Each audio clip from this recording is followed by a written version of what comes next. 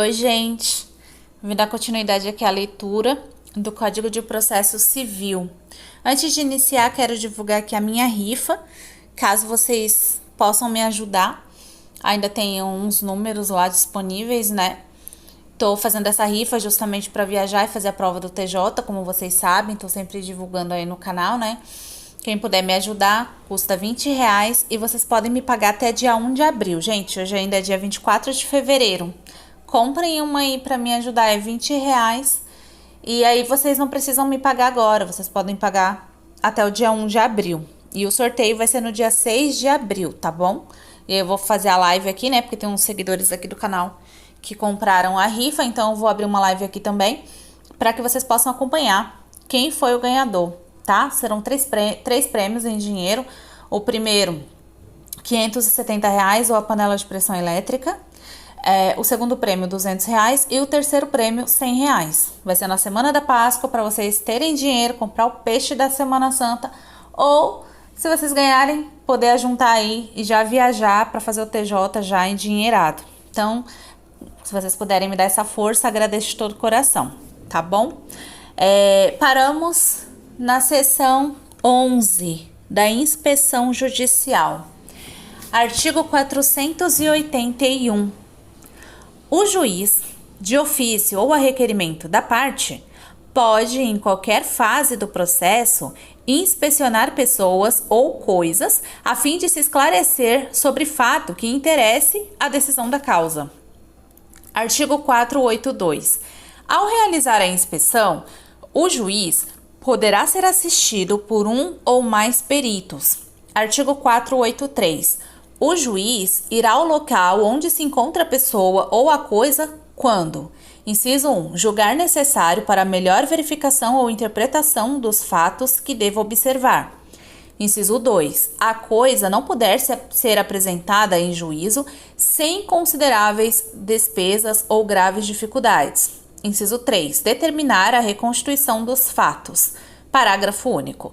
As partes têm sempre direito a assistir à inspeção, prestando esclarecimentos e fazendo observações que considerem de interesse para a causa. Artigo 484.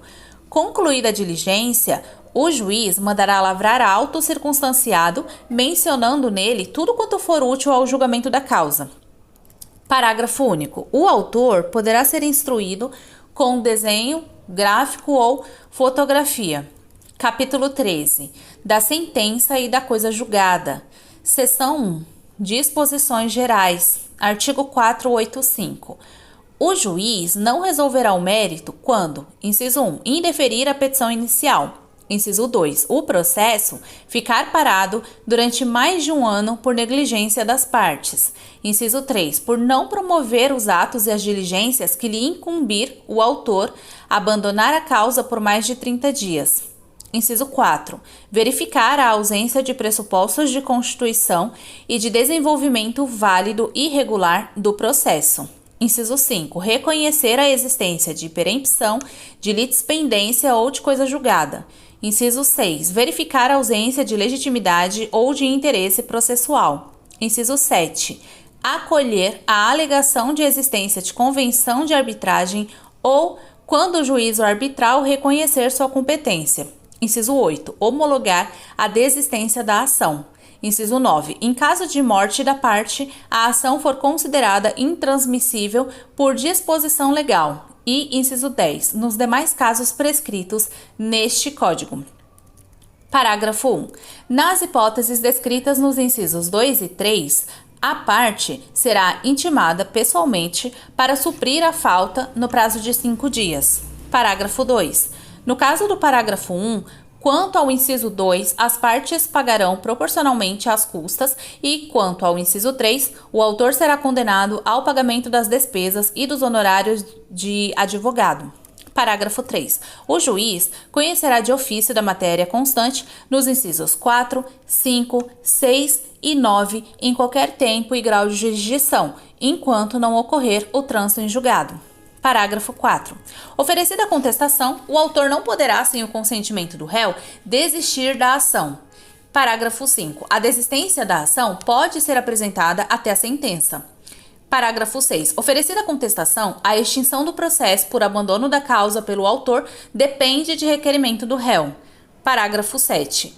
Interposta a apelação em qualquer dos casos de que tratam os incisos deste artigo, o juiz terá 5 dias para retratar-se.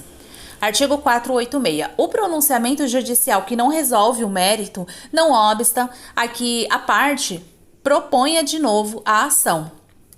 Parágrafo 1. No caso de extinção em razão de litispendência e nos casos dos incisos 1, 4, 6 e 7 do artigo 485, a propositura da nova ação depende da correção do vício que levou à sentença sem resolução do mérito.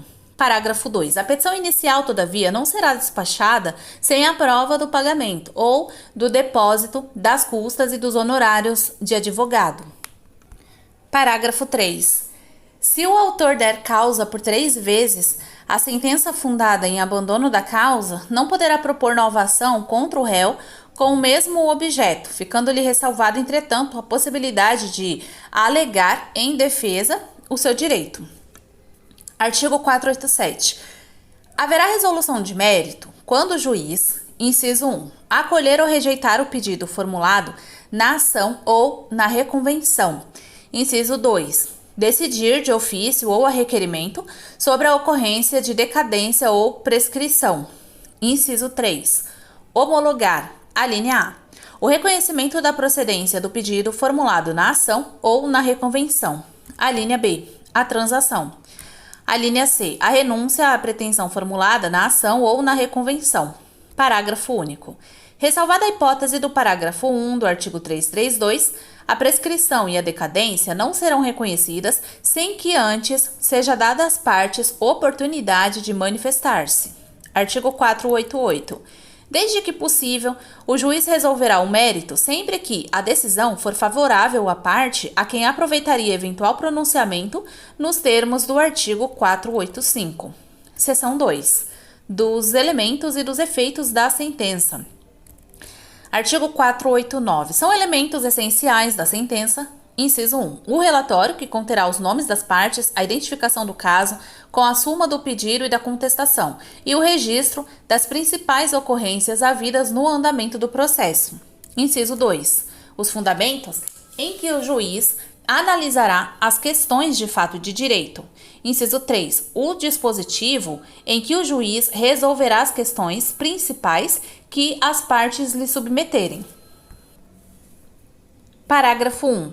Não se considera fundamentada qualquer decisão judicial, seja ela interlocutória, sentença ou acórdão, que, inciso 1, se limitar à indicação, à reprodução ou à paráfrase de ato normativo sem explicar sua relação com a causa ou a questão decidida.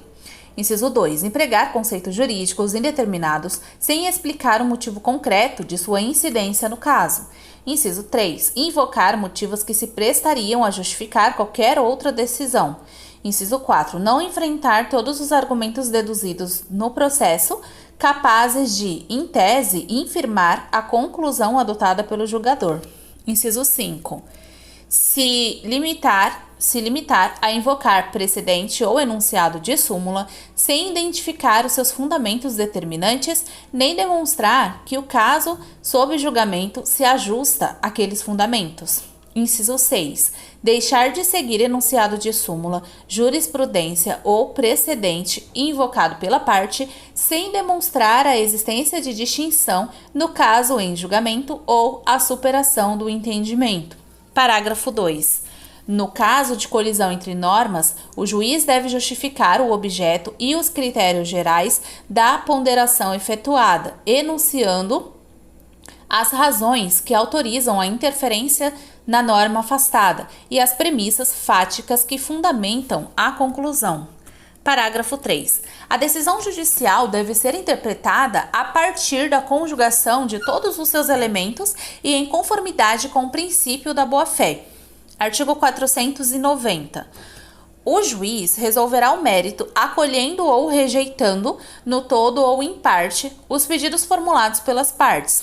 Artigo 491. Na ação relativa à obrigação de pagar quantia, ainda que formulado pedido genérico, A decisão definirá desde logo a extensão da obrigação, o índice de correção monetária, a taxa de juros, o termo inicial de ambos e a periodicidade na capitalização dos juros, se for o caso, salvo quando: inciso 1. Não for possível determinar de modo definitivo o montante devido.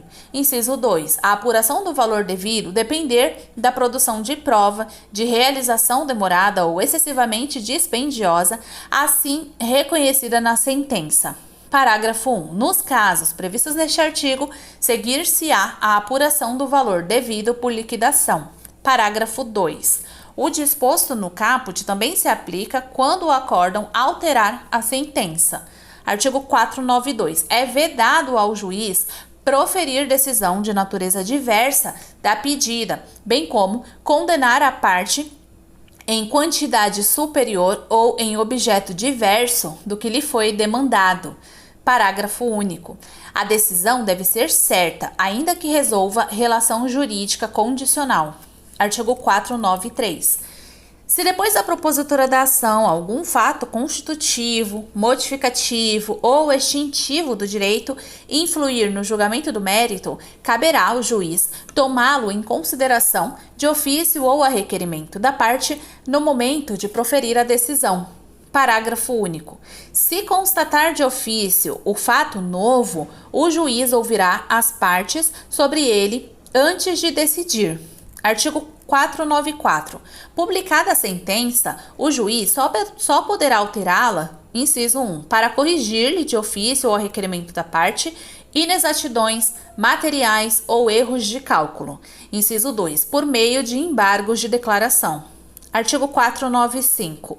A decisão que condenar o réu ao pagamento de prestação consistente em dinheiro e a que determinar a conversão de prestação de fazer, de não fazer ou de dar coisa em prestação pecuniária valerão como título constitutivo de hipoteca judiciária.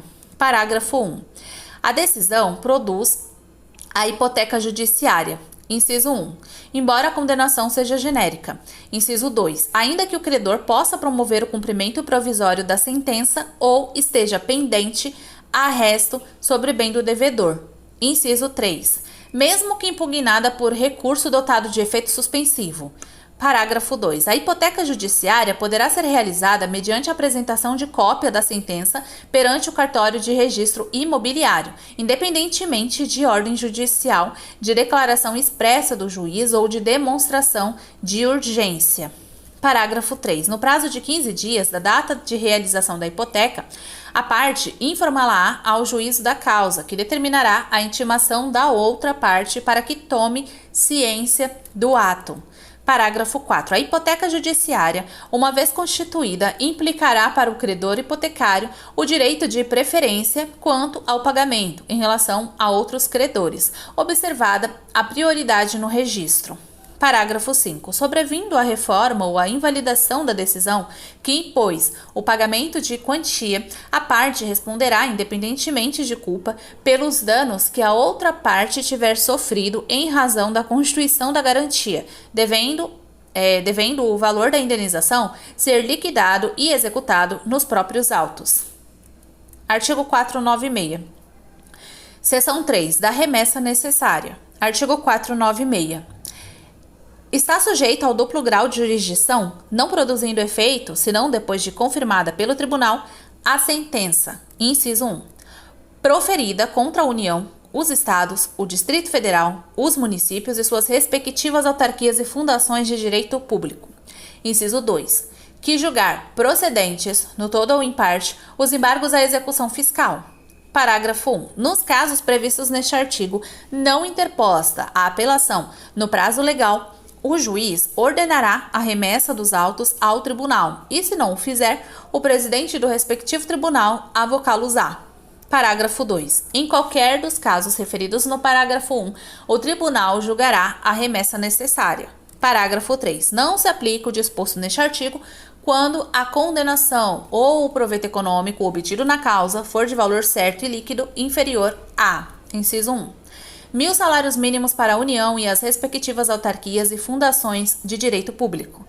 Inciso 2.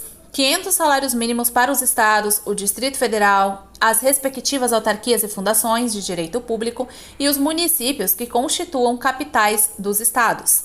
Inciso 3. 100 salários mínimos para todos os demais municípios e respectivas autarquias e fundações de direito público. Parágrafo 4. Também não se aplica o disposto neste artigo quando a sentença estiver fundada em: inciso 1. Súmula de Tribunal Superior. Inciso 2. Acórdão proferido pelo Supremo Tribunal Federal ou pelo Superior Tribunal de Justiça em julgamento de recursos repetitivos. Inciso 3. Entendimento firmado em incidente de resolução de demandas repetitivas ou de assunção de competência. Inciso 4.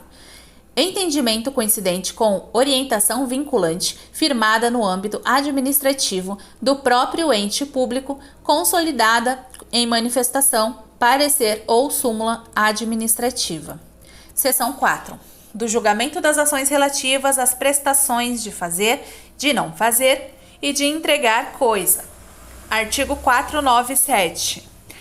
Na ação que tenha por objeto a prestação de fazer ou de não fazer, o juiz, se procedente o pedido, concederá a tutela específica ou determinará providências que assegurem a obtenção de tutela pelo resultado prático equivalente. Parágrafo único. Para a concessão da tutela específica destinada a inibir a prática, a reiteração ou a continuação de um ilícito ou a sua remoção, é irrelevante a demonstração da ocorrência de dano ou da existência de culpa ou dolo. Artigo 498. Na ação que tenha por objeto a entrega de coisa, o juiz, ao conceder a tutela específica, fixará o prazo para o cumprimento da obrigação. Parágrafo único. Tratando-se de entrega de coisa determinada pelo gênero e pela quantidade, o autor individualizá-la-á na petição inicial, se lhe couber a escolha ou se a escolha couber ao réu. Este a entregará individualizada no prazo fixado pelo juiz. Artigo 499. A obrigação somente será convertida em perdas e danos se o autor o requerer ou, se impossível, a tutela específica ou a obtenção de tutela pelo resultado prático equivalente. Artigo 500. A indenização por perdas e danos dar-se-á sem prejuízo da multa fixada periodicamente para compelir o réu ao cumprimento específico da obrigação. Artigo 501. Na ação que tenha por objeto a emissão de declaração de vontade, a sentença que julgar procedente o pedido, uma vez transitada em julgado, produzirá todos os efeitos da declaração não emitida. Seção 5. Da coisa julgada. Artigo 502.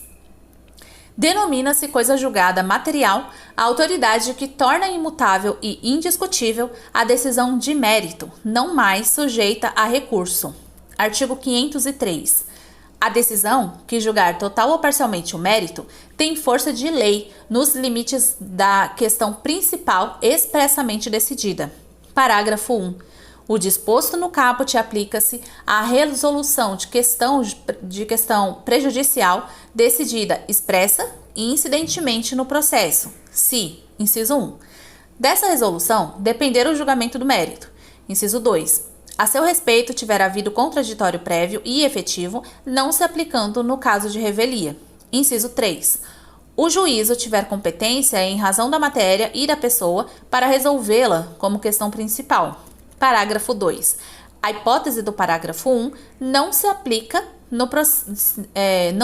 se no processo houver restrições probatórias ou limitações à cognição que impeçam o aprofundamento da análise da questão prejudicial.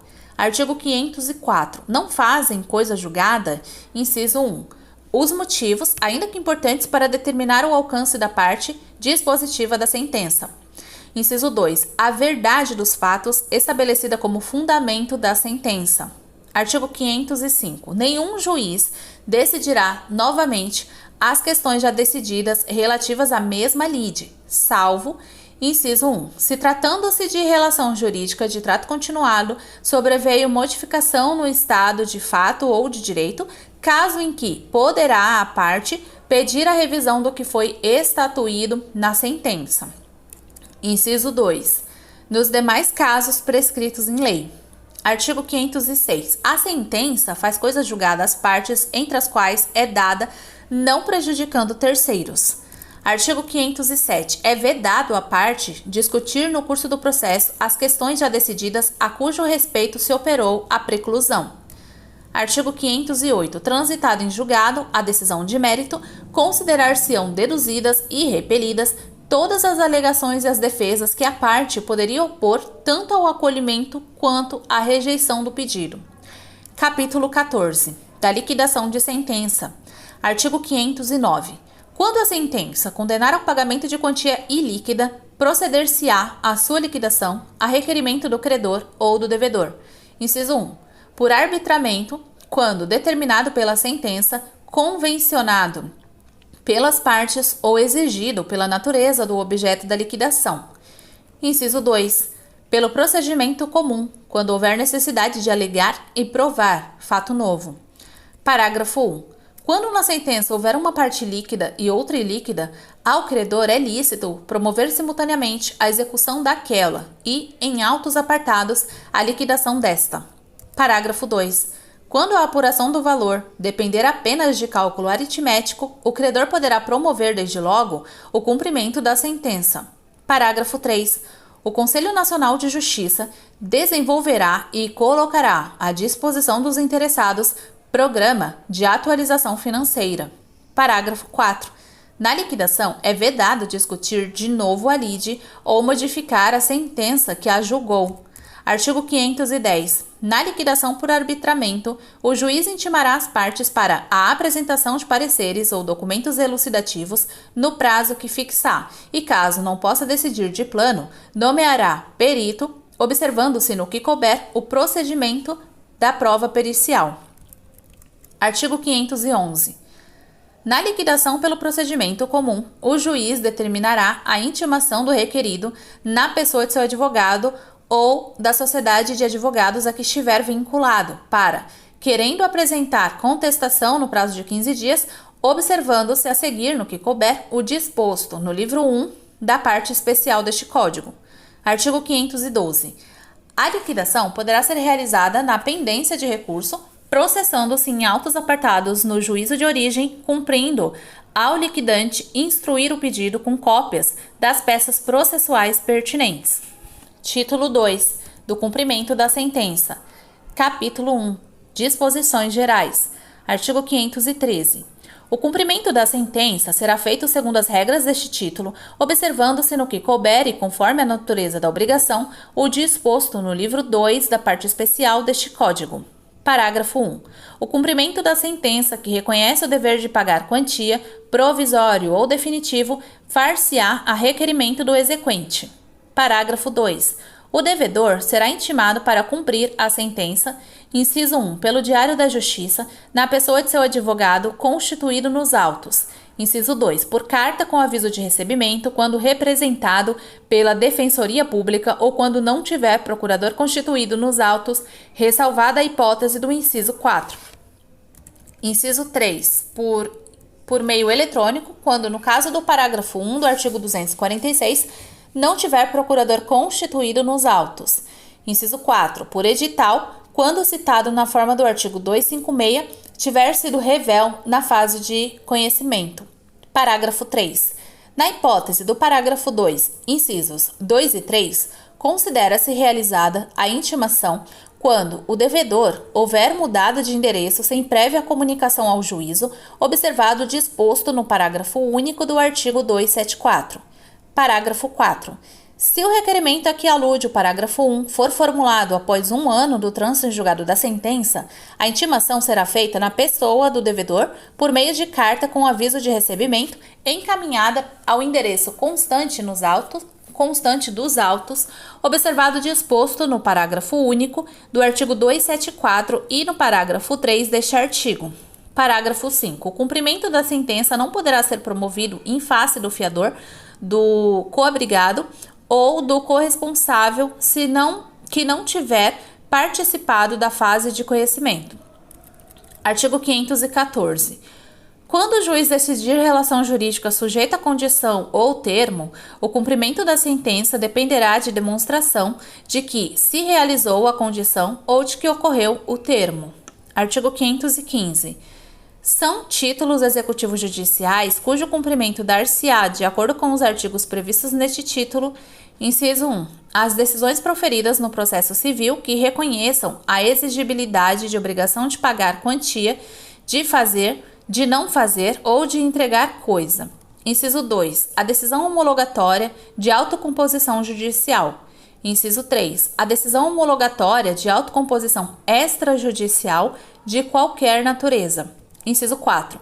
O formal e a certidão de partilha exclusivamente em relação ao inventariante, aos herdeiros e aos sucessores a título singular ou universal. Inciso 5. O crédito de auxiliar da justiça quando as custas, emolumentos ou honorários tiverem sido aprovados por decisão judicial.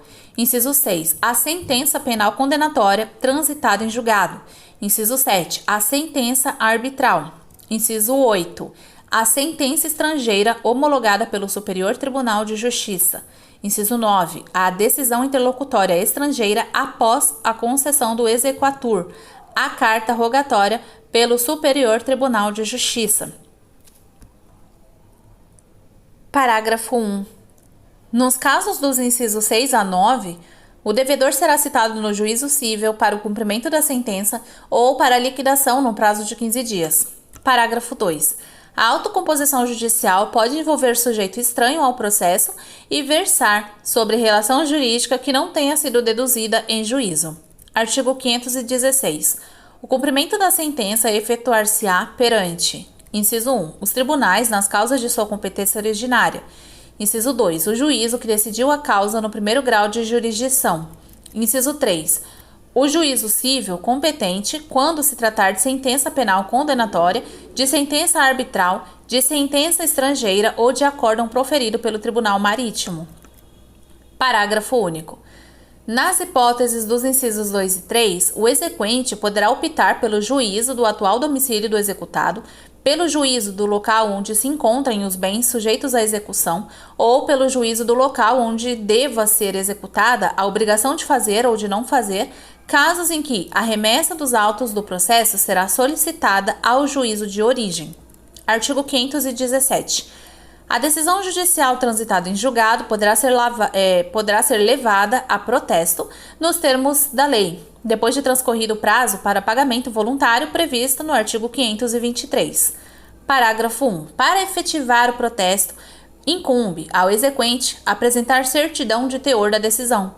Parágrafo 2. A certidão de teor da decisão deverá ser fornecida no prazo de 3 dias e indicará o nome e a qualificação do exequente e do executado, o número do processo, o valor da dívida e a data de decurso do prazo para pagamento voluntário. Parágrafo 3. O executado que tiver proposto ação rescisória para impugnar a decisão exequenda pode requerer às suas expensas e, sob sua responsabilidade, a anotação da propositura da ação à margem do título protestado. Parágrafo 4. A requerimento do executado, o protesto será cancelado por determinação do juiz, mediante ofício a ser expedido ao cartório no prazo de 3 dias, contado da data de protocolo do requerimento, desde que comprovada a satisfação integral da obrigação. Artigo 518. Todas as questões relativas à validade do procedimento de cumprimento da sentença e dos atos executivos subsequentes poderão ser arguidas pelo executado nos próprios autos e nestes serão decididas pelo juiz.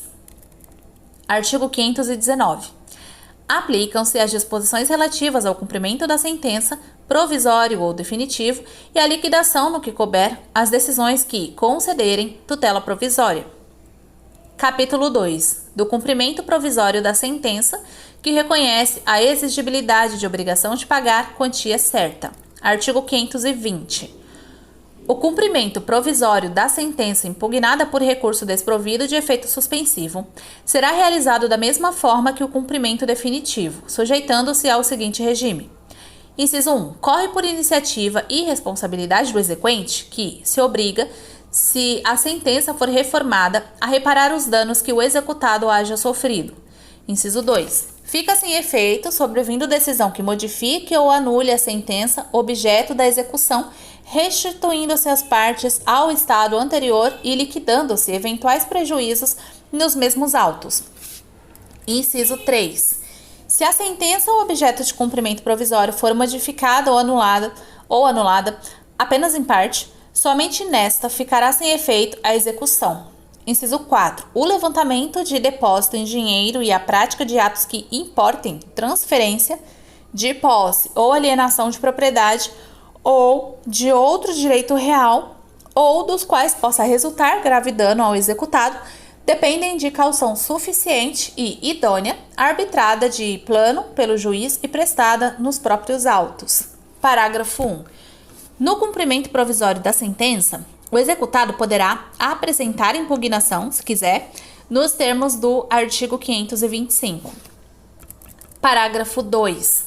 A multa e os honorários a que se refere o parágrafo 1 do artigo 523 são devidos no cumprimento provisório de sentença condenatória ao pagamento de quantia certa. Parágrafo 3. Se o executado comparecer tempestivamente e depositar o valor com a finalidade de isentar-se da multa, o ato não será havido como incompatível com o recurso por ele interposto. Parágrafo 4. A restituição ao estado anterior a que se refere o inciso 2 não implica o desfazimento da transferência de posse ou da alienação de propriedade ou de outro direito real, eventualmente já realizada, ressalvado sempre o direito à reparação dos prejuízos causados ao executado. De novo, dei uma parada aqui no áudio, não lembro em qual artigo eu parei. Parágrafo 2. A multa e os honorários a que se refere o parágrafo 1 do artigo 523 são devidos no cumprimento provisório de sentença condenatória ao pagamento de quantia certa. Parágrafo 3. Se o executado comparecer tempestivamente e depositar o valor com a finalidade de isentar-se da multa, o ato não será havido como incompatível com o recurso por ele interposto. Parágrafo 4. A restituição ao estado anterior a que se refere o inciso 2 não implica o desfazimento da transferência de posse ou da alienação de propriedade ou de outro direito real, eventualmente já realizada, ressalvado sempre o direito à reparação dos prejuízos causados ao executado. Parágrafo 5. Ao cumprimento provisório de sentença que reconheça a obrigação de fazer, de não fazer ou de dar coisa, aplica-se no que couber o disposto neste capítulo. Artigo 521. A caução, prevista no inciso 4 do artigo 520, poderá ser dispensada nos casos em que, inciso 1, o crédito for de natureza alimentar, independentemente de sua origem. Inciso 2, o credor demonstrar situação de necessidade.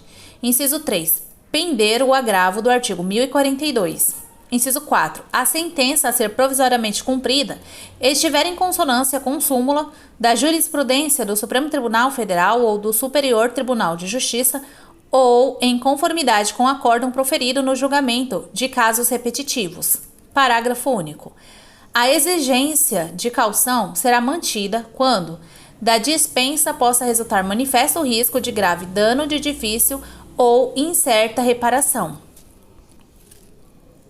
Artigo 522. O cumprimento previsto da sentença será requerido por petição dirigida ao juízo competente. Parágrafo único. Não sendo eletrônicos os autos, a petição será acompanhada de cópias das seguintes peças do processo, cuja autenticidade poderá ser certificada pelo próprio advogado, sob sua responsabilidade pessoal. Inciso 1. Decisão exequenda. Inciso 2. Certidão de interposição do recurso não dotado de efeito suspensivo. Inciso 3. Procurações outorgadas pelas partes.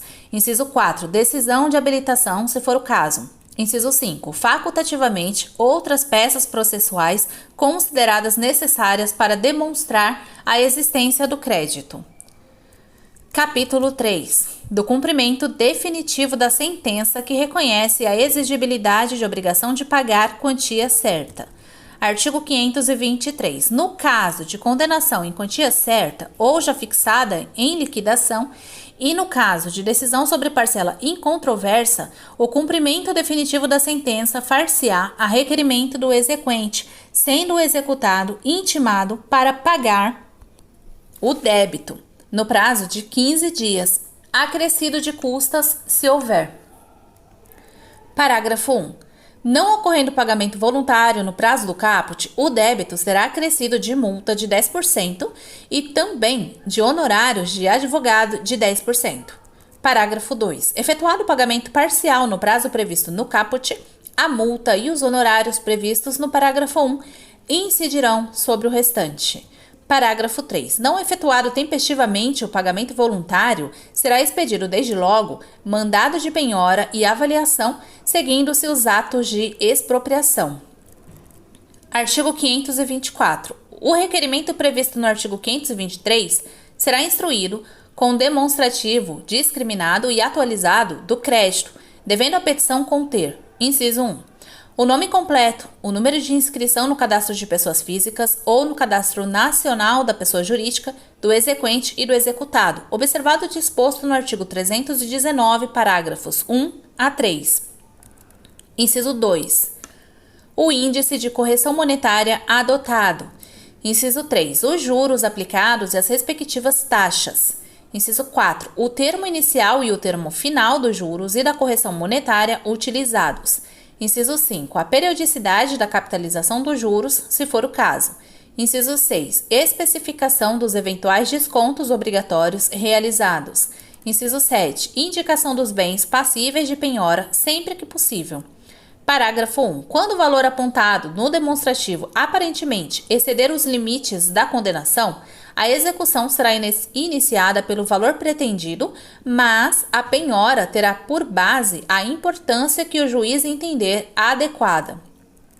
Parágrafo 2. Para a verificação dos cálculos, o juiz poderá valer-se de contabilista do juízo que terá o prazo máximo de 30 dias para efetuá-la, exceto se outro lhe for determinado.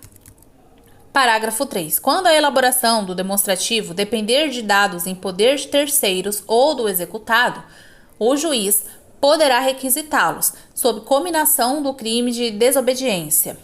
Parágrafo 4. Quando a complementação do demonstrativo depender de dados adicionais em poder do executado, o juiz poderá, a requerimento do exequente, requisitá-los, fixando prazo de até 30 dias para o cumprimento da diligência. Parágrafo 5. Se os dados adicionais a que se refere o parágrafo 4 não forem apresentados pelo executado, sem justificativa, no prazo designado, reputar-se-ão corretos os cálculos apresentados pelo exequente apenas com base nos dados de que dispõe.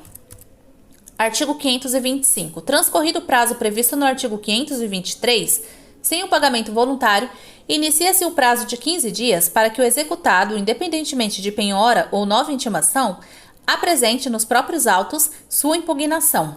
Parágrafo 1. Na impugnação, o executado poderá alegar: inciso 1. Falta ou nulidade da citação se, na fase de conhecimento, o processo correu à revelia. Inciso 2. Ilegitimidade de parte. Inciso 3. Inexequibilidade do título ou inexigibilidade da obrigação. Inciso 4. Penhora incorreta ou avaliação errônea. Inciso 5. Excesso de execução ou cumulação indevida de execuções. Inciso 6. Incompetência absoluta ou relativa do juízo da execução. Inciso 7.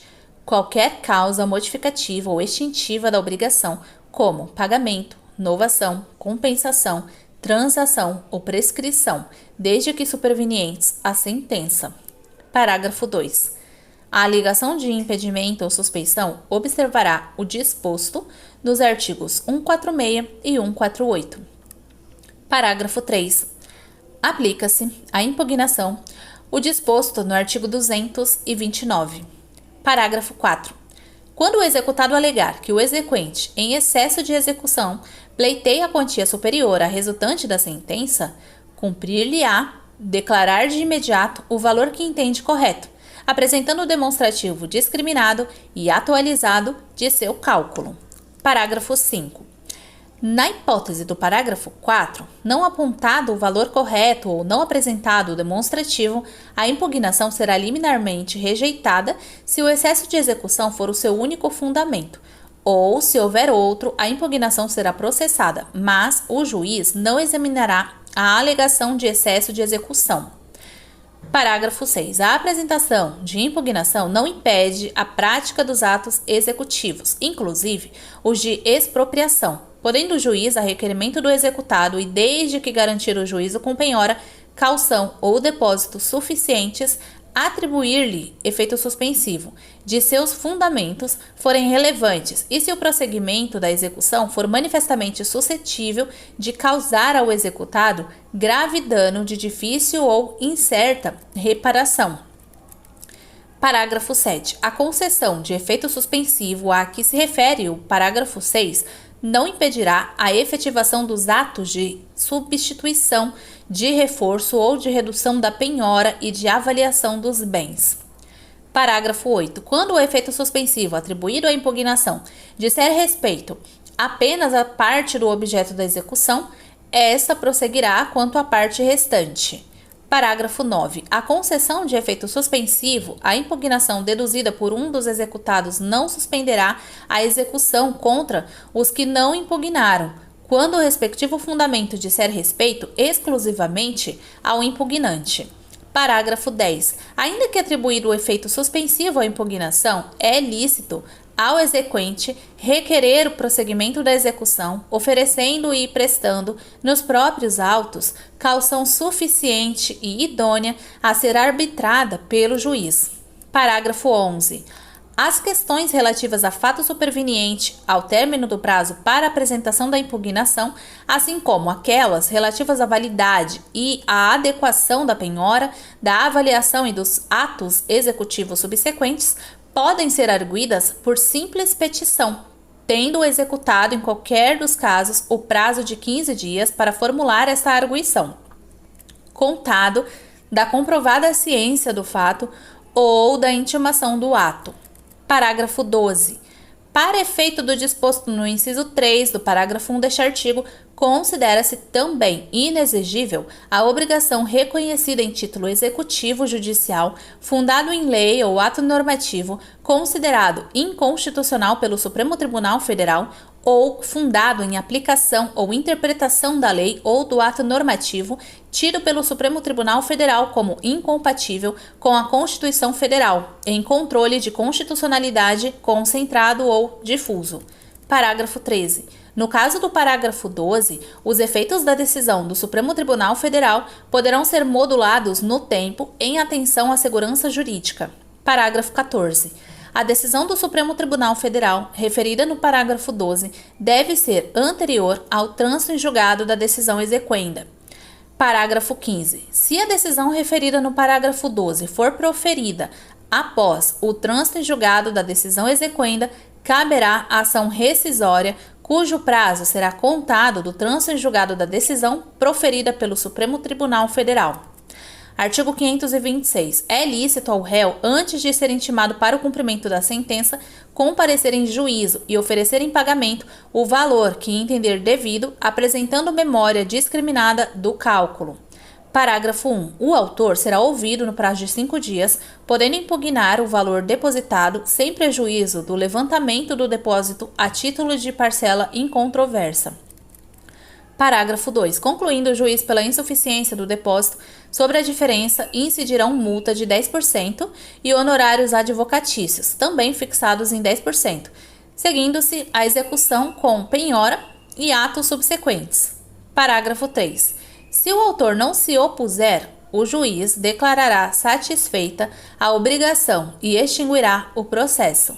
Artigo 527. Aplicam-se as disposições deste capítulo ao cumprimento provisório da sentença, no que couber.